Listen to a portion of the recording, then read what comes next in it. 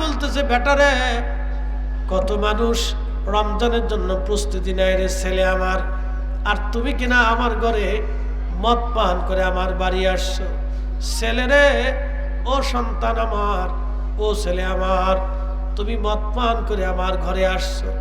কত ছেলেই মরে যায়, তুই কি মরতে পারিস না? মা বেজার হয়ে আমাকে বকাঝকা শুরু করলো। হুজুর, আমি তখন শয়তান পেয়ে বসলো।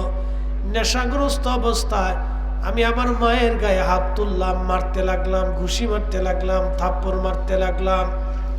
হুজুর, মা জননী আমাকে আরো রাগারাগি করতে লাগলো, আমাকে আরো অভিশাপ দিতে লাগলো। মার কথা শুনে আমার আরো মেজাজ খারাপ হয়ে গেল। হুজুর, মাকে জাপটে ধরে নিয়ে উনুনে চুলার মধ্যে আগুনের মধ্যে আমি মাকে ফেলে দিলাম। মাকে যখন ফেলে দিয়েছি, আল্লাহর ওলি আমার স্ত্রী আমাকে ধরে নিয়ে ধাক্কায়া ঘরের মধ্যে নিয়ে গেল, দরজা বন্ধ করে দিল।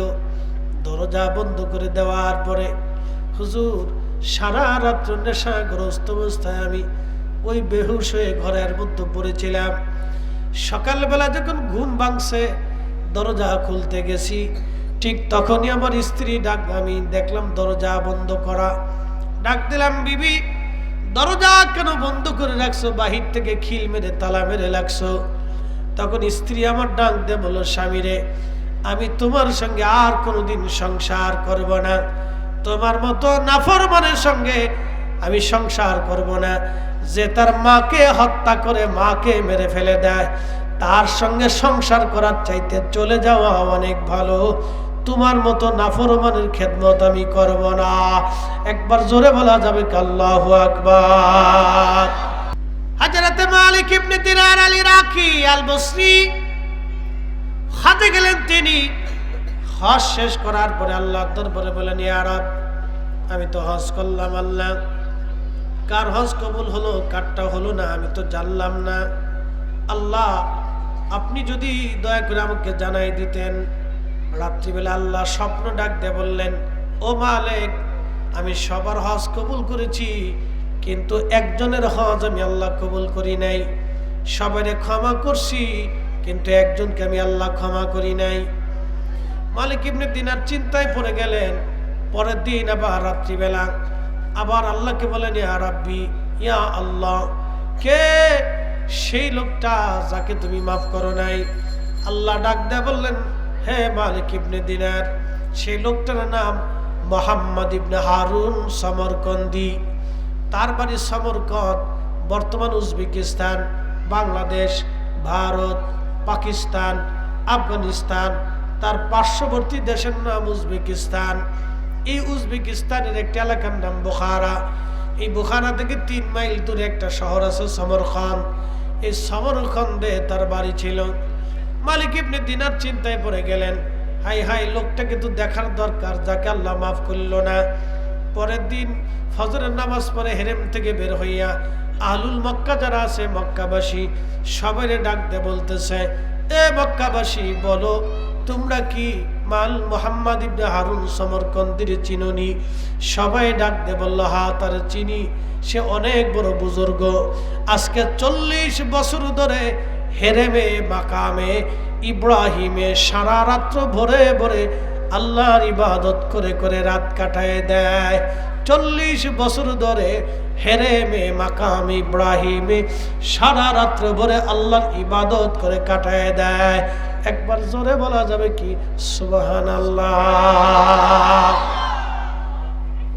কত বছর? 40 বছর ধরে। কোথায় ইবাদত করে? হেরেমে মক্কাতুল মুকাররমা, কাবা শরীফের পাশে মাকামে ইব্রাহিমে, যেখানে দোয়া করলে দোয়া কবুল হয়ে যায়।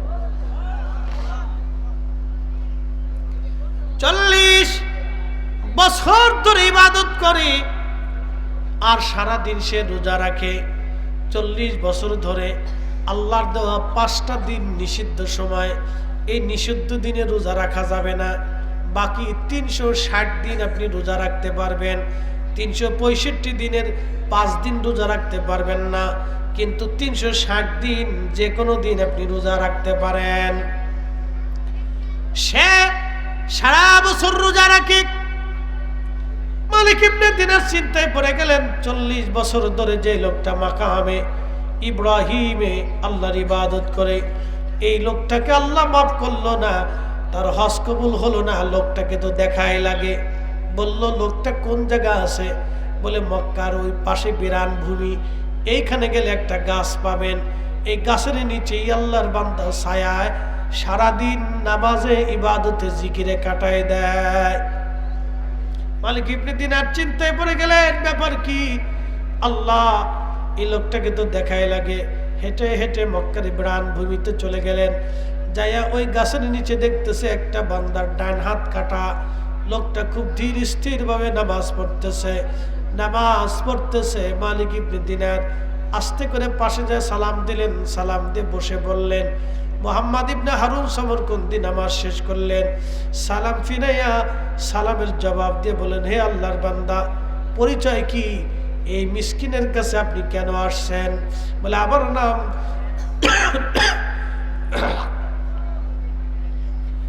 নাম মালিক ইবনে দিনার। আমার নাম মালিক ইবনে দিনার। বলে, আপনার নাম মালিক ইবনে দিনার? বলে, হ্যাঁ হুজুর, আপনাকে চিনছি, আপনি ইরাকের মস্ত বড় মুজাহিদ, মস্ত বড় জাহিদ, মস্ত বড় আল্লাহর ওলি। আপনাকে আমি চিনেছি, আপনি অনেক বড় আল্লাহর ওলি। বলতেছে, হ্যাঁ মালিক ইবনে দিনার, কি জন্য আপনি আসছেন? তখন মালিক ইবনে দিনার বললেন, আল্লাহর বান্দা, আপনার নাম কি? মুহাম্মদ ইবনে হারুন সমরকন্দি। বলে, হ্যাঁ, আমার নাম মুহাম্মদ ইবনে হারুন সমরকন্দি। বলতেছে, আল্লাহর বান্দা, একটা মেসেজ দেওয়ার জন্য আমি আপনার কাছে আসছি। বলে, কি মেসেজ বলেন?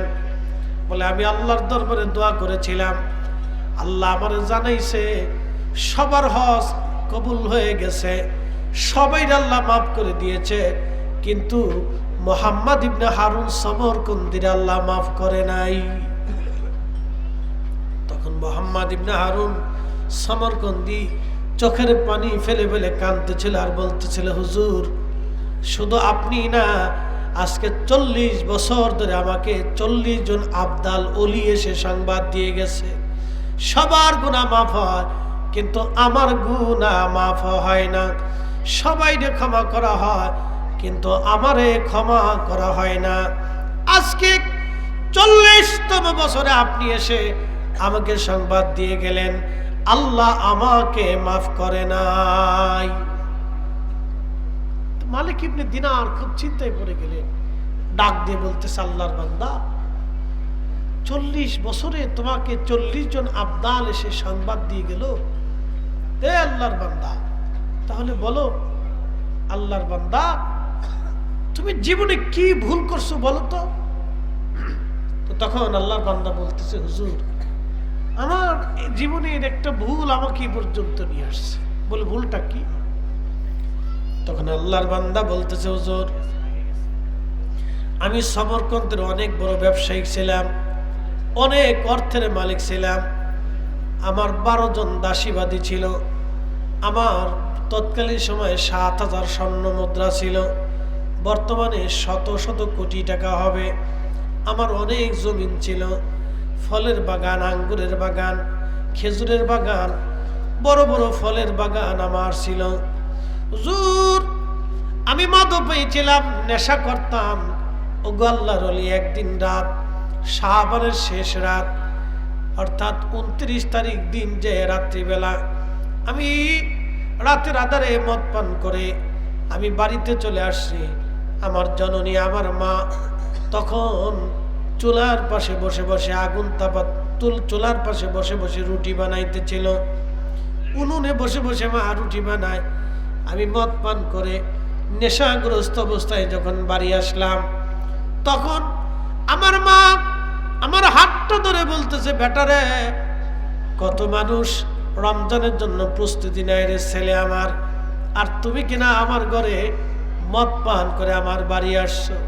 ছেলে রে, ও সন্তান আমার, ও ছেলে আমার, তুমি মদ পান করে আমার ঘরে আসছো, কত ছেলেই মরে যায়, তুই কি মরতে পারিস না?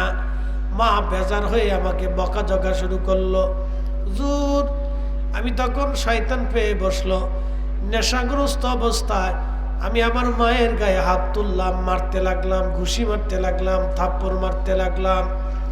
হুজুর, মা জননী আমাকে আরো রাগারাগি করতে লাগলো, আমাকে আরো অভিশাপ দিতে লাগলো। মার কথা শুনে আমার আরো মেজাজ খারাপ হয়ে গেল। হুজুর, মাকে জাপটে ধরে নিয়ে উনুনে চুলার মধ্যে আগুনের মধ্যে আমি মাকে ফেলে দিলাম। মাকে যখন ফেলে দিয়েছি, আল্লাহর ওলি আমার স্ত্রী আমাকে ধরে নিয়ে ধাক্কায়া ঘরের মধ্যে নিয়ে গেল, দরজা বন্ধ করে দিল। দরজা বন্ধ করে দেওয়ার পরে হুজুর, সারা রাত্র নেশাগ্রস্ত অবস্থায় আমি ওই বেহুশ হয়ে ঘরের মধ্যে পড়েছিলাম। সকালবেলা যখন ঘুম ভাঙছে, দরজা খুলতে গেছি, ঠিক তখনই আমার স্ত্রী ডাক, আমি দেখলাম দরজা বন্ধ করা। ডাক দিলাম, বিবি দরজা কেন বন্ধ করে রাখছো? বাহির থেকে খিল মেরে তালা মেরে লাগছো। তখন স্ত্রী আমার ডাক দিয়ে বলল, স্বামী রে, আমি তোমার সঙ্গে আর কোনোদিন সংসার করব না। তোমার মতো নাফরমানের সঙ্গে আমি সংসার করব না। যে তার মাকে হত্যা করে মাকে মেরে ফেলে দেয়, তার সঙ্গে সংসার করার চাইতে চলে যাওয়া অনেক ভালো। তোমার মতো নাফরমানের খেদমত আমি করব না। একবার জোরে বলা যাবে আল্লাহু আকবার। এরকম স্ত্রী যদি আমাদের ঘরে থাকে, তাহলে কোনো শ্বশুর শাশুড়ির জীবনে কষ্ট হয় না। কথা কর না কে, ঠিক কিনা? সিস্টেম হয়েছে উল্টা, মেড ইন ফুচকা। আর জীবনে যদি টিকটক বিয়ে করে নিয়ে আসেন, তাহলে কপালে ঠাডা পড়ছে। কথা কর না কে, জোরে বলেন। যে হারে টিকটক পড়ছে, বাপরে বাপ। আচ্ছা, আপনাদেরকে একটা কথা বলি, জবাব দিবেন তো। আবার অনেকেই বউয়ের ভিডিও দিয়ে, বউ কেমনে রাঁধে, কেমনে ঝাড়ু দেয়, কেমনে বিছনা সারে, কেমনে গল্প করে, এইটা দিয়ে ভিডিও করে সারে, পয়সা কামাই করে। আচ্ছা, আপনাদেরকে বলি, জবাব দিবেন তো। বউয়ের দেহ দেখাইয়া যারা পয়সা রুজি করে, ওদের মধ্যে আর পতিতার মধ্যে কোনো তফাৎ নাই। জোরে বলেন, জোরে বলেন। হেতারে এক বেড়া আমরা দেশের উপদেষ্টা হয়েছে, পাগল ছাগল কোথাকা। ঠিক আসতে কোন, জোরে বলেন। দেশে কি আর মেধাবী নাই? দেশে কি আর মানুষ নাই? বউয়ের শরীর দেখে যে বেটা রুজি করে, হেতারে উপদেষ্টা বানাইতে হবে, কারণটা কি? কি কথা কর না কেন? দেশে কি শিক্ষিত লোকের অভাব পড়ছে নাকি? রাজনীতিবিদদের অভাব পড়ছে নাকি দেশে?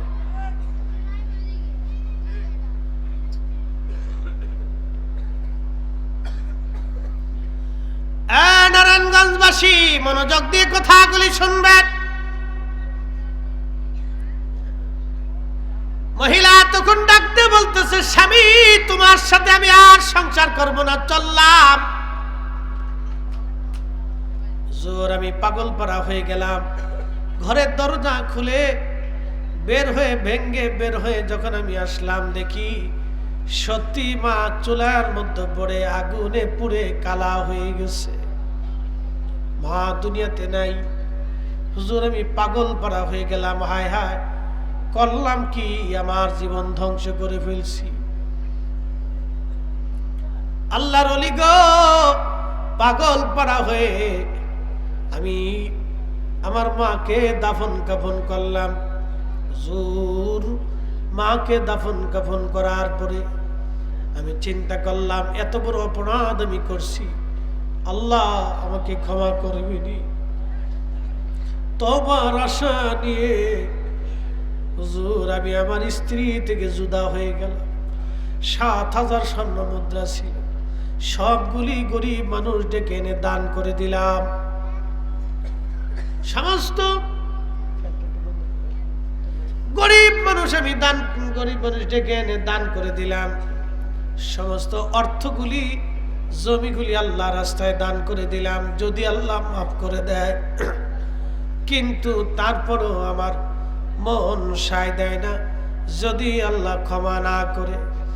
প্রভুর ক্ষমার আশা, আল্লাহর ওলি গো, যেই হাত দিয়ে আমি মাকে মারছিলাম, ওই হাতটা আমি নিজে হাতে কোরাল দিয়ে কেটে ফেলে দিয়েছি।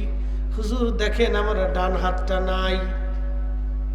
যদি আল্লাহ মাফ করে দেয়, তারপরও মন আমার মানে না। দাসীবাদী সহায় সম্পদগুলি সব আল্লাহ রাস্তায় দান করে দিলাম।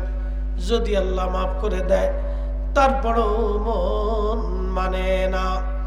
জুর ক্ষমার আশা সুদূর উজবেকিস্তানের সমরকন্দ থেকে রওনা হয়ে বর্তমান মক্কাতুল মুকাররমায় আসলাম।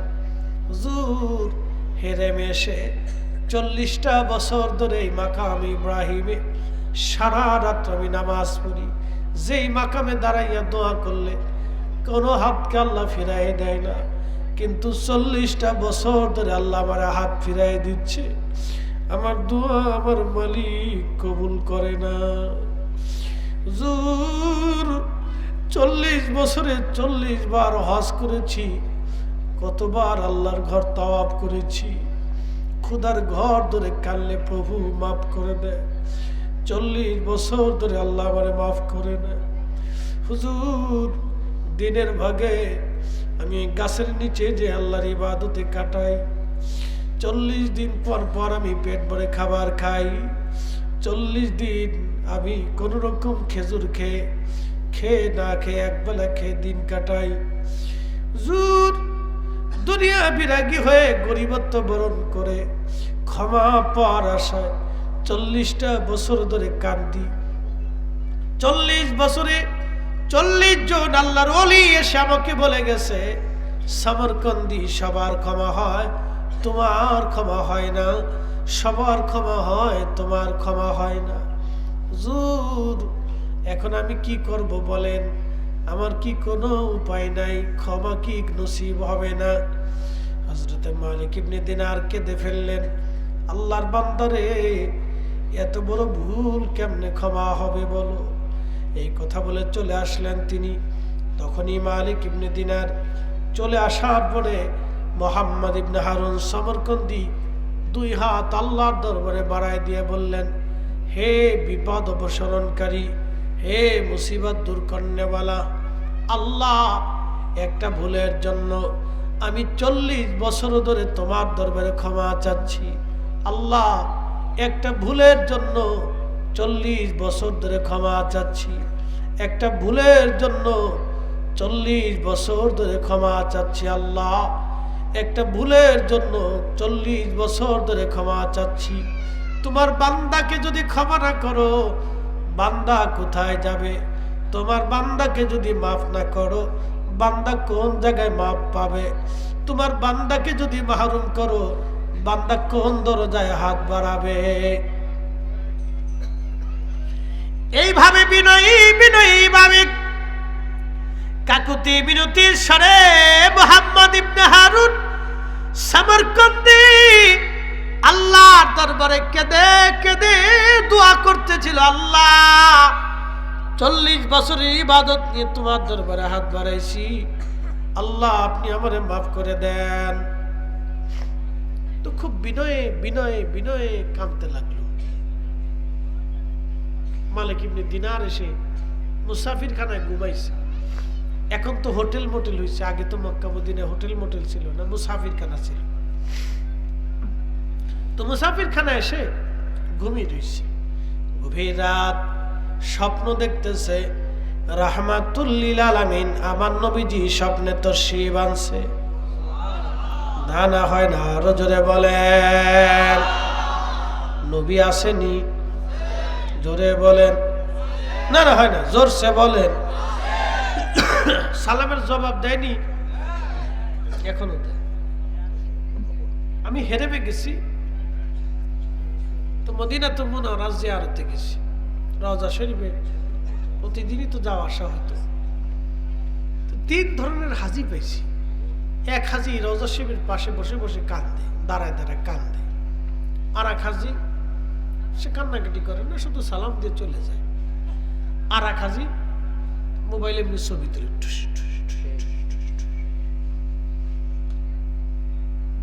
এটা শয়তান। কথা কর না কেন? এটা কি আজাজি? আচ্ছা বলেন তো, আল্লাহর নবী তিনি রওজা শরীফে জিন্দা। আল আনবিয়া ওয়াহইয়াউন ফি কুবুরিহিম ইউসাল্লুন, হাযা হাদিসুন সহিহুল ইসনাদ, মুসনাদ আবু ইয়ালা আল মুসাল্লির হাদিস, আমার ঘরে আছে কিতাব। আল্লাহর নবী বলছেন সমস্ত নবীরা রওজাতে জিন্দা। একসাথে বলবেন আল্লাহু আকবার। সব নবীরা জিন্দা। আল্লাহর নবী স্বপ্নে আসছে মালিক ইবনে দিনারের কাছে। সহিহুল বুখারী কিতাবুর রুইয়াতে নবীজি বলেছেন, মান রাআনি ফিল মানামি ফাকাদ রাআল হক, যে আমাকে স্বপ্ন দেখলো সে বাস্তবেই আমি নবী দেখলো। আমি নবী আসছি, ছবি আসি নাই, নবী এসেছি, ছবি আসি নাই। আমি নবী আসছি, ছবি আসি নাই। আমি নবী নিজে আসছি, ছবি আসি নাই। একবার জোরে বলা যাবে? নারায়ণগঞ্জবাসী মনোযোগ দিয়ে শুনিয়া যান। শয়তান আল্লাহকে ডাক দিয়ে বলেন, আপনি 9 লক্ষ বছর ধরে তোমার ইবাদত করছি, প্রত্যেক আসমানে 1 লক্ষ বছর করে ইবাদত করলাম। আল্লাহ আমারে প্রমোশন দিয়ে তুমি মুআল্লিমুল মালায়েকা বানাইছো, ফেরেশতাদের সর্দার হয়ে গেছি। আল্লাহ এখন আমারে তোমার দরজা থেকে তারাই দেওয়া কানা মিনাল কাফিরিন, কাফেরদের অন্তর্ভুক্ত বানাই দিছো। আল্লাহ 9টা লক্ষ বছর তোমার ইবাদত করলাম, আমার কি কিছু দিবা না? বলে কি চাও? শয়তান ডাক দেখ, আল্লাহ আমারে কিয়ামত পর্যন্ত হায়াত দিবা। আল্লাহ বললেন তা দিলাম, আর কি চাস? বলে রব্বুল আলামিন तमाम পৃথিবী ঘুরে আসবো, 1 সেকেন্ডের ভিতরে तमाम দুনিয়া ঘুরে আসবো, এই ক্ষমতা তুমি আমারে দেবা। আল্লাহ বলেন তাও দিলাম, আর কি চাস? বলে রাব্বি তুমি আমারে আর একটা ক্ষমতা দিবা, মানব শরীরের রক্তের ভিতর দিয়ে ঢুকে ঢুকে ঢুকে ঢুকে কালবের মধ্যে বসে বসে ধোঁকা দেওয়ার শক্তি তুমি আমারে দেবা। আল্লাহ ডাক দেয়া বললেন হ্যাঁ তাও দিলাম, কি করতে চাস শয়তান বল? শয়তান ডাক দেখা, ইয়া রব তোমার ইজ্জত ও জালালের কসম করে বলতেছি, আল্লাহ তোর একটা বান্দা জান্নাতে যাইতে দেব না, সব কয়টার ধোঁকা দিয়ে দিয়ে গুনাহ করাবো, আর গুনাহ করে ওরে জাহান্নামী বানাবো।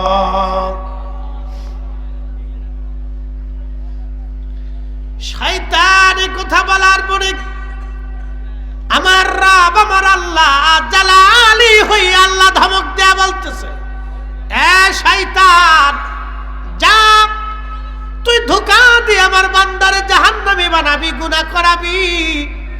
আমি আল্লাহ একটা ওয়াদা করলাম, আমার বান্দারে তুই গুনাহ করাবি, আর আমার বান্দা তওবা করার সঙ্গে সঙ্গে আমি আমার বান্দার জীবনের সব গুনাহগুলি মাফ করে দেব।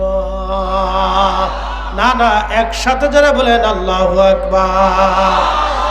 তুমি রহমান, তুমি মেহেরবান, বলেন তুমি রহমান, তুমি মেহেরবান। অন্ধ গাহে না শুধু তোমার গুণগান, অন্ধ গাহে না শুধু তোমার গুণগান, বুঝেও বুঝে না তবু শান। তুমি রহমান, তুমি মেহেরবান। কখনো তোমাকে যদি ভুলি,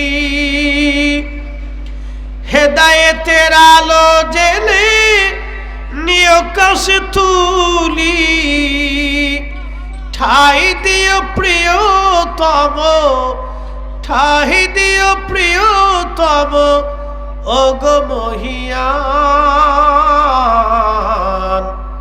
তুমি রহমান, তুমি মেহেরবান, তুমি রহমান, তুমি মেহেরবান। লা ইলাহা, জোরে জোরে জোরে,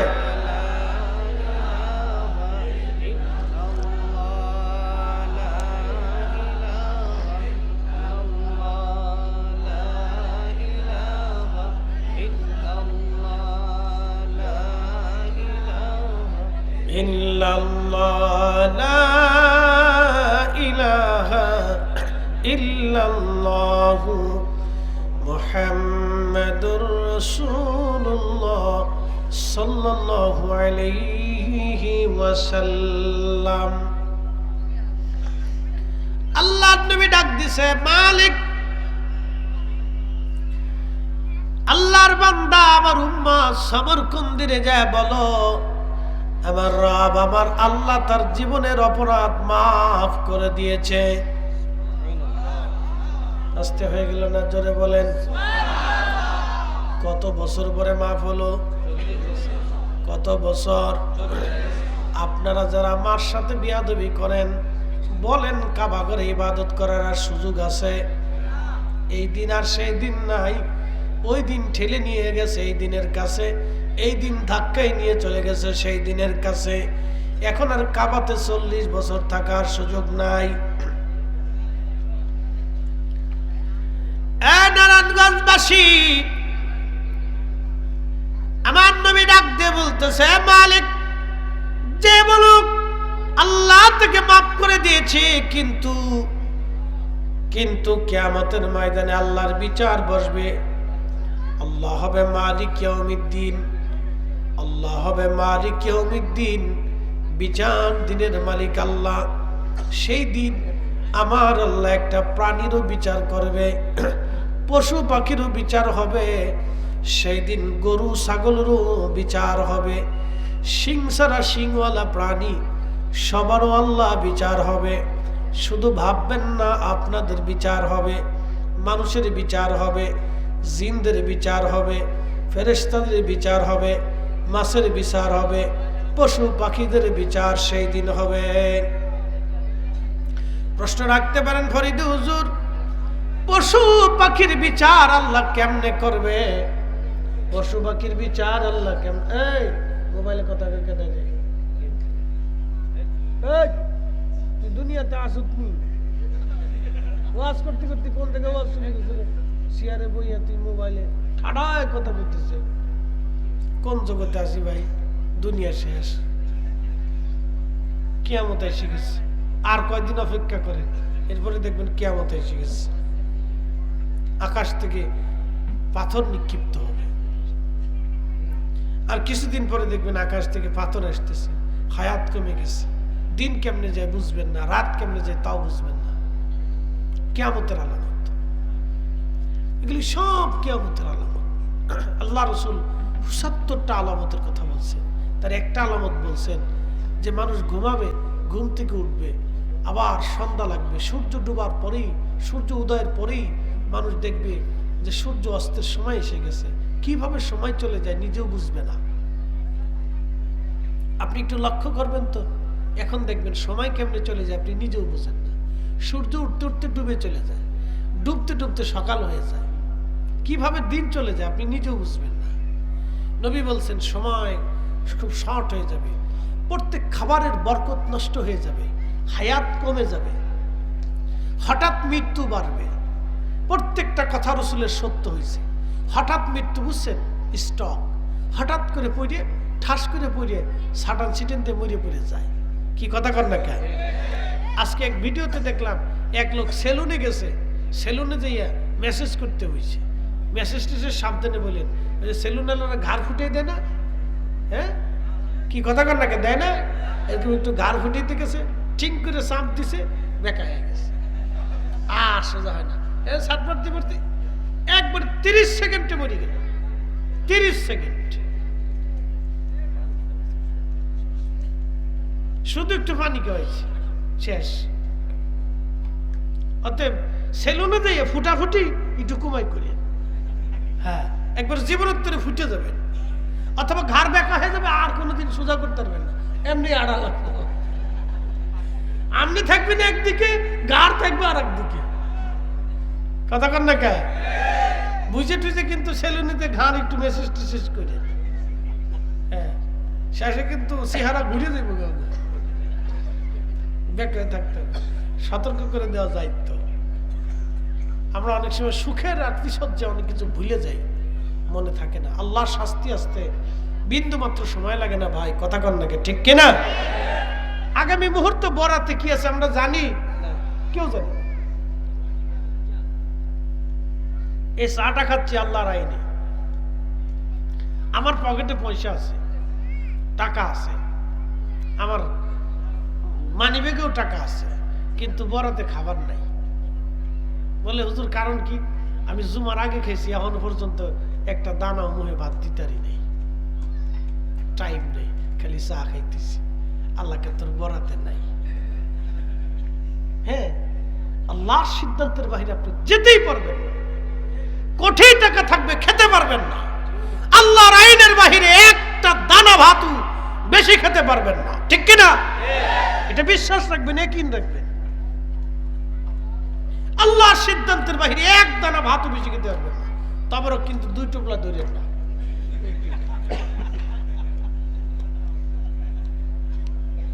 কিরে মাথা একদিক, তুই আর একদিক, কারণ কি? চিন্তা আছে কয়টা ধরা যায় আজকে?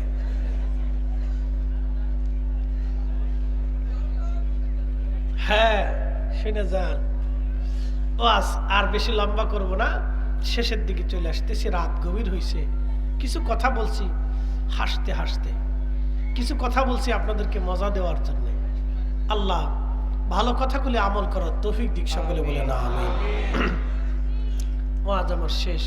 আল্লাহ রসুল বলতেছে, মালিক রে, তুমি সমরকন্দিরে যা বলবা, হাসরের মাঠে আল্লাহ বিচার বসবে, গরুর বিচার হবে। বলে হুজুর গরুর কেমনে বিচার হবে? বুঝাই দিই। আপনাদের এলাকার নাম হচ্ছে গলাচিপা। তো গলাচিপার একটা গরু ছুটে যাইয়া শাসারের এক গরুরে খুব গুতান গুতাইছে। এরকম কিছু গরু আছে না, ছুটে গেলে উরে বাপরে বাপ, সামনে যারে পায় হেরেই গুতায়, সামনে যারে পায় হেরেই গুতায়। তো গরু গুতায়, ছাগলও গুতায়, মানুষও গুতায়, গাড়িও গুতায়, মাটিও গুতায়, গুতাইতে থাকে। তো এই গরু ছুটে দিয়ে শাসারের এক গরুরে গুতাইছে। শাসারের গরু কিয়ামতের ময়দানে আল্লাহর কাছে মামলা দিবে, আল্লাহ দুনিয়াতে কোনো আদালত ছিল না, সালিশ দরবার ছিল না, মাতব্বর ছিল না। আমাদের দেশের মাতব্বররা গ্রামগঞ্জে বিচার সালিশ যখন বসে, তখন ওই চোখ টিভি দেয়, কাকা কাকা, কি কথা কর না কা কাকা, ওই কাকির কাছে কিন্তু দিয়েছি মালটুস মালটুস মালটুস, কাকির কাছে দিয়েছি, কাকা ওই আমার দিকে একটু ঘুরে দিন, কিন্তু বিচার করে দিছে কাকা। আচ্ছা কল তো, কাকা কি কিয়ামতের ময়দানে আল্লাহর আদালতে দাঁড়াবে না? হ্যাঁ জোরে বলেন, দাঁড়াবে না? ওই দিন তাকে কে বাঁচাবে? কেউ বাঁচাইতে পারবে না। সেই নারায়ণগঞ্জবাসী মনোযোগ দেন, গরু বিচার দিবে, রাব্বি আমারে মারছিল, তুমি বিচার করে দাওয়াস। আল্লাহ বলবেন, তোমাকে যেমনে গুতাইছিল তুমি অমনে গুতাও। সুবহানাল্লাহ কইলেন না? তোমারে যেমনে মারছিল অমনে মারো। গরুতে অমনে গুতাবে, ছাগলে অমনে গুতাবে। গলাচিপার কুত্তা, শাসারার কুত্তা, সে গলাচিপার কুত্তারে কামড় দিল, মারলো। কিয়ামতের ময়দানে ওই কুত্তা বিচার দিবে। আল্লাহ দুনিয়ার কোনো আদালতে আমাদের বিচার হয় নাই, আল্লাহ আজকে আপনি বিচার করে দেন। ওই শাসারার কুত্তায় আমারে মারছিল, ওর বিচার আজকে করে দেন। আল্লাহ সবাই কুত্তারে ডাক দিবে, ডাক দিয়ে আমার আল্লাহ বলবে, তোমারে যেমনে কামড়াইছে তুমি অমনেই আজকে কামড়াইয়া দাও। একবার জোরে বলা যাবে আল্লাহু আকবার। বিচার কার? জোরে বলেন, জোরে বলেন, জোরে জোরে জোরে জোরে জোরে। বিচার কার? ন্যায় না অন্যায়? বিড়ালের বিচার হবে। উত্তরপাড়ার গলাচিপার আব্দুল করিমের বিলাই যাইয়া রহিমের বিলাইরে মারছিল। কি মারামারি করে না? দেখবেন সীমান্ত নিয়ে যুদ্ধ। বিড়ালের ধমক শুনলে আপনারা ডর করবো, বাপরে বাপ কি ধমক একটা দেয়। আল্লাহর সৃষ্টি পরিক্রমা আপনি দেখলে আশ্চর্য হবেন। তাহলে আল্লাহ আমার মারছিল, তোমার যেমনি মারছে অমনি মেরে দাও। তারপরে আল্লাহ পশু পাখি প্রাণী মাছ গাছ যা থাকবে সবরে মাটি বানাই দিবে। কি বানাই দিবে? মাটি বানিয়ে দিবে। আর সেই দিন দুনিয়ার মানুষ যারা অপরাধ করছিল নাফরমান, সেই দিন গোশত কামড়া ফেলবে, গোশত কামড়ায় টেনে টেনে ছিঁড়ে ফেলবে। আর বলবে ইয়া রাব্বি ফায়াকুল রাব্বি লাউলা আখারতানি ইলা আজালিন করিব। আল্লাহ আমাদেরকে আবার পৃথিবীতে পাঠিয়ে দেন। আল্লাহ আমরা কি ভুল করছি, হায় আফসোস, হায় আল্লাহ কি করছি, দুনিয়াতে কেন অন্যায় করছি, সুদ খেয়েছি, ঘুষ খেয়েছি, মারছি, অন্যায় করছি, নাফরমানি করছি, নামাজ ছাড়ছি, রোজা ছাড়ছি, অকাম কাম করছি, আল্লাহ নেশা করছি, এটা করছি সেটা করছি, আল্লাহ আমরা কেন করলাম এগুলি, কেন মানুষ হইলাম? আমরা যদি কুত্তা হয়ে যেতাম, বিড়াল হয়ে যেতাম, ছাগল হইতাম, তাহলে আজকে মাটি হয়ে যেতাম। যদি বুঝে থাকেন তাহলে কথার উপর আমল করবেন। হাসরের মাঠটা বড় কঠিন হবে সেই দিন, বড় ভয়াবহ হবে সেই দিন। আল্লাহর বান্দাগুলি সেই দিন আফসোস করে বলবে ইয়া রাব, যদি আমরা মানুষ হইতাম, মানুষ না হয় যদি গরু ছাগল উট দুম্বা ভেড়া বাঁধা বকরি গাধা কুত্তা শিয়াল হইতাম, তাহলে আজকে মাটি হয়ে যেতে পারতাম। কেন মানুষ হইলাম? আল্লাহ লাউলা আখারতানি ইলা আজালিন করিব, আল্লাহ আমাদেরকে আবার পৃথিবীতে পাঠান, আল্লাহ আমাদেরকে আবার পৃথিবীতে পাঠান, আল্লাহ আমাদেরকে আবার দুনিয়াতে পাঠান, আল্লাহ আমাদেরকে আবার দুনিয়াতে পাঠান।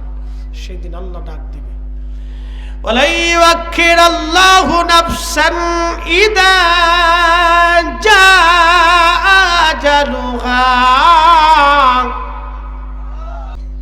বান্দা পৃথিবীতে আর ফিরে যাওয়ার কোনো সুযোগ নাই। ওয়ান টাইম, একবারই সুযোগ আমি দিয়েছিলাম, আর পৃথিবীতে ফিরে যাওয়ার কোনো সুযোগ নাই বান্দা, কোনো রাস্তা নাই বান্দা, কোনো রাস্তা নাই। ও নারায়ণগঞ্জবাসী, আহা আজকে কথাগুলি শুনে যাবেন।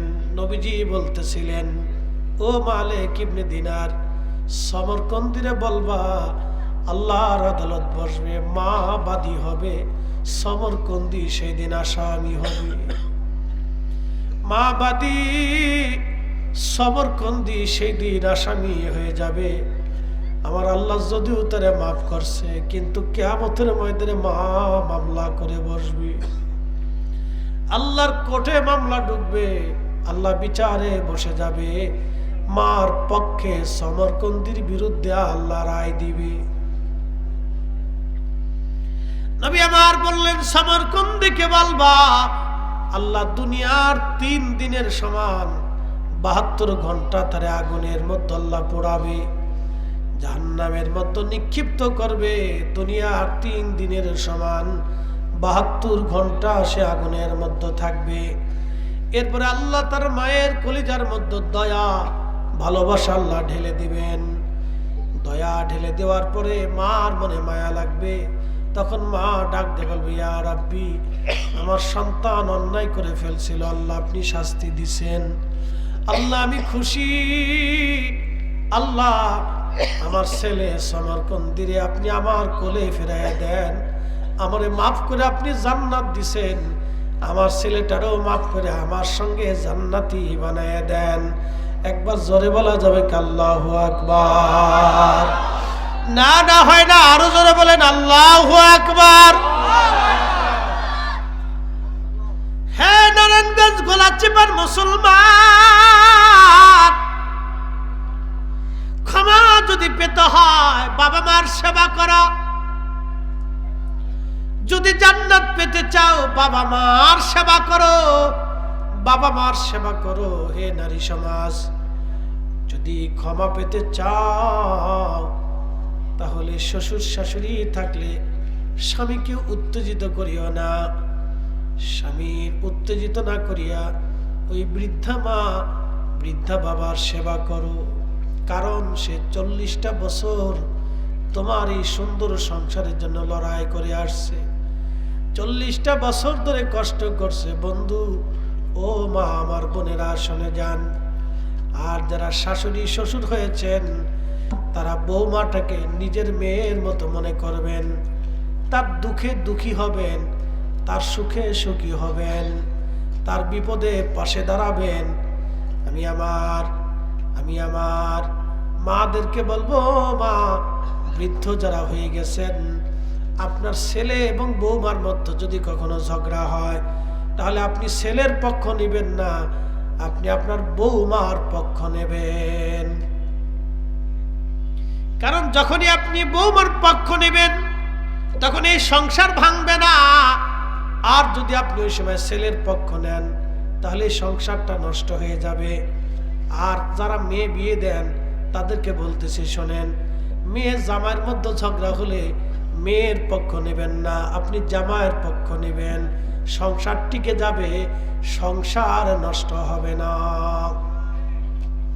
বুদ্ধি শিখিয়ে দিলাম। একসাথে বলবেন আল্লাহু আকবার। এটা রাসূলের বুদ্ধি।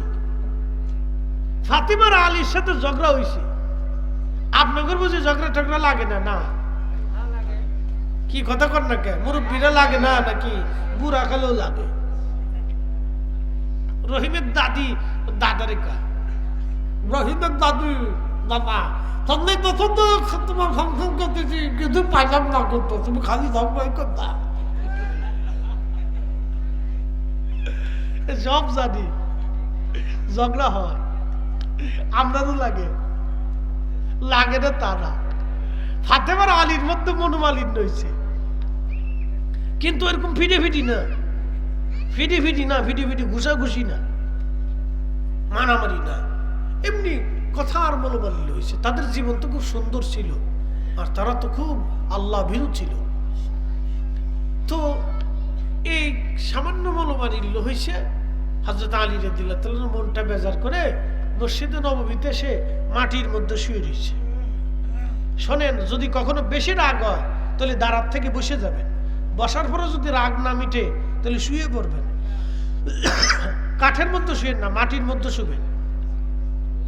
মাটির মধ্যে শোয়ার সাথে সাথে যখন মাটির স্পর্শ আপনার গায়ে লাগবে, ঠিক সাথে সাথে আপনার 144 ডিগ্রি সেলসিয়াস তাপমাত্রা, রাগ একবার সাথে সাথে একবারে জিরো টলারেন্সে চলে আসবে। একসাথে বলবেন আল্লাহু আকবার।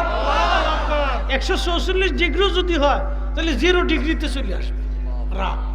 এটা আল্লাহ রসুলের সূত্র, সারা জীবন মনে রাখবেন।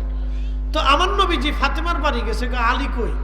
বলে, হুজুর আমি তো ভুল করে ফেলছি, আব্বাজান আলীর মনটা কষ্ট দিয়ে ফেলছি, সে মন বেজার করে বের হয়ে গেছে। নবীজি তখন রাগান্বিত হয়ে ধমক দিচ্ছে, ফাতেমা করছো কি তুমি? আমি আমার আলীর মনে কষ্ট দিয়ে ফেলছো? দেখেন, জামাইরে খুঁজতে খুঁজতে খুঁজতে খুঁজতে নবীজি নিজে যাইয়া মসজিদে নববীতে যায়, দেখতেছে আলী রাদিয়াল্লাহু তাআলা মাটির মধ্যে শুয়ে রয়েছে। আল্লাহু আকবার। আর জোরে কর আল্লাহু আকবার। আর আমরা হইলে মাইয়ারে কি কইতাম, গোলামের ভূত তোর লগে ঝগড়া করছে, মাইয়া চিন্তা করিস না। গোলামের ভূতের সাহস কত বড়! কি কথা কর না কা? ঠিক। তাহলে সংসার নষ্ট হবে।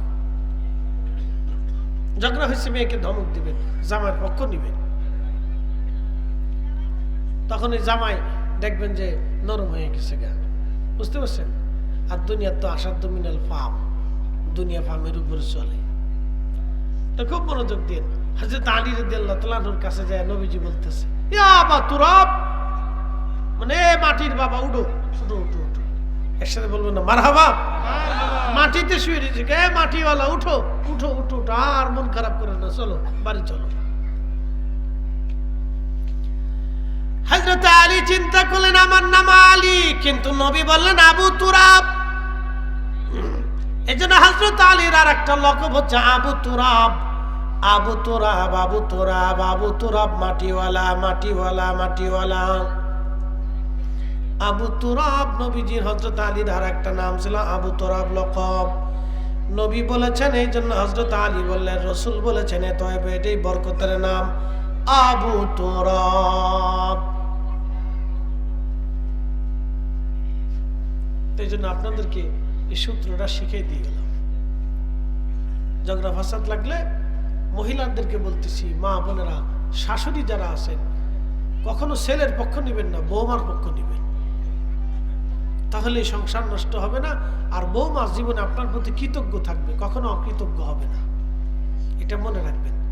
অনেক মহিলারা বুঝে না, তারা উল্টে পাল্টা করে, বৌমার সাথে ঝগড়া ফাসাদ করে। তারা বুঝে না এ তো একটা মেয়ে, আপনার সংসারে আসছে, তাকে কিছু সময় দিতে হবে। আপনার সংসার বুঝতে হলে তাকে সময় দিতে হবে, তাকে ম্যানেজ করে নিয়ে চলতে হয়। অনেক মায়েরা বুঝে না, ছেলের সাথে বেমানান, বুঝে না, মানায় নিতে হয়, ছেলের সাথে মানায় নিতে হয়, কিছু সময় ছাড় দিতে হয়। ওই মেয়েটাও তো কারো মেয়ে, ওই মেয়েটা কারো বোন, ওই মেয়েটা কারো সন্তান, তাই না? সেও তো একটা ফ্যামিলিতে ছিল, তো আপনার ফ্যামিলিতে সে আসছে, তাহলে সেটা তো আপনার নিজের কন্যার মতো দেখে তার ভুল ত্রুটিগুলি মার্জনা করে ক্ষমা করে তাকে সংসারী করার জন্য আপনাকে চেষ্টা করতে হবে।